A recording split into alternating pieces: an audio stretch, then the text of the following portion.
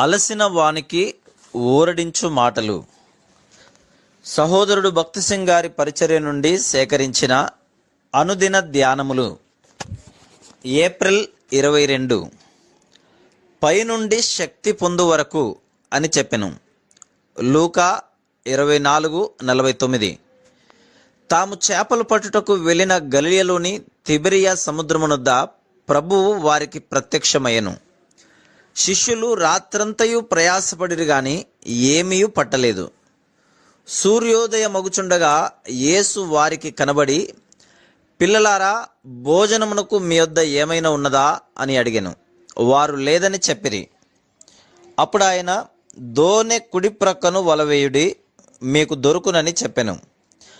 వెంటనే వారాయనకు విధేయత చూపిరి. చేపలు విస్తారముగా పడినందున వారు వల లాగలేకపోయిరి. అది 153 గొప్ప చేపలతో నిండి ఉండెను. అయినను వల పిగలలేదు. యోహాను 21:11. ఈ అద్భుతం ద్వారా ప్రభువు తన శిష్యులకు తన సేవలో సమృద్ధిగా ఫలవంతమగు పరిచర్య యొక్క రహస్యమును తెలియజేసెను. మనలో చాలామందిమి ఎంతో ప్రయాసపడదుము కానీ ఫలమును చూడలేం. మనము మన స్వంత ఆసక్తి మీద, జ్ఞానము మీద అధికముగా ఆధారపడదుము.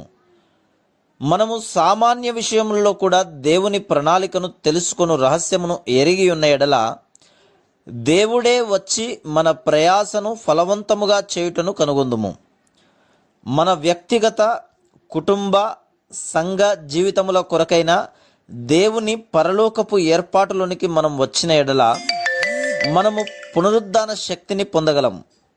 అదే సమయంలో చేపలు ఏ విధంగా యేసు ప్రభువు వలలోనికి వెళ్ళుమని ఆజ్ఞాపించగానే అవి ఏమాత్రము పోరాటము లేక విధేయత చూపినవో, అట్లే మనం కూడా ఆయన ఆజ్ఞకు లోబడి ఆయన అడిగిన దానిని చేసి మన నుండి ఆయన కోరిన దానిని ఇవ్వవలనని తన శిష్యులకు నేర్పించెను.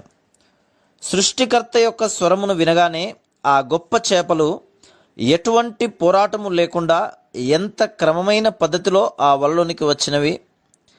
అదేవిధంగా మనం కూడా ఆయన సేవలో ఎటువంటి అసూయలు, పోరాటములు లేకుండా మనలను మనము ఆయన అధికారము క్రిందకు తెచ్చుకొనవలెను.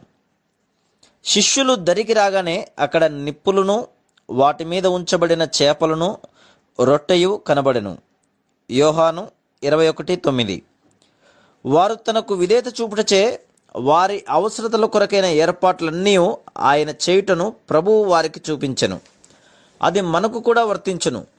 వారిని వెచ్చగా నుంచుటకు, ఆయన వాటిని సిద్ధము చేయుటకు ఏ ప్రేమను కనపరచెనో ఆ ప్రేమను నిప్పు తెలియజేయుచున్నది. ఆయనకు సంపూర్ణంగా లోబడి ఆయన సేవలో మనం అనుభవించు ఆత్మ యొక్క సంపూర్ణతను గూర్చి కూడా నిప్పు తెలియజేయుచున్నది. ఆయన ఆజ్ఞలను అనుసరించి మనం చేసిన సేవ ద్వారా సంపాదించబడిన ఆత్మలను గూర్చి ఈ చేపలు తెలియజేయుచున్నవి. అనుదినము అధిక బలం పొందుటకు మనం తీసుకొను దేవుని వాక్యమును గూర్చి ఆ రొట్టె తెలియజేయుచున్నది.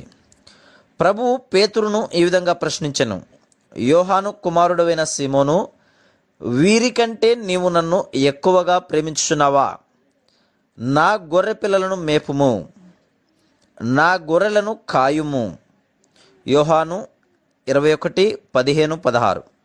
ఎప్పుడైతే ఆయన గొర్రెలను కాయుటకు, మేపుటకు నేర్చుకుందుమో అప్పుడే మన ప్రేమ నిజమైనదిగా కనబడును.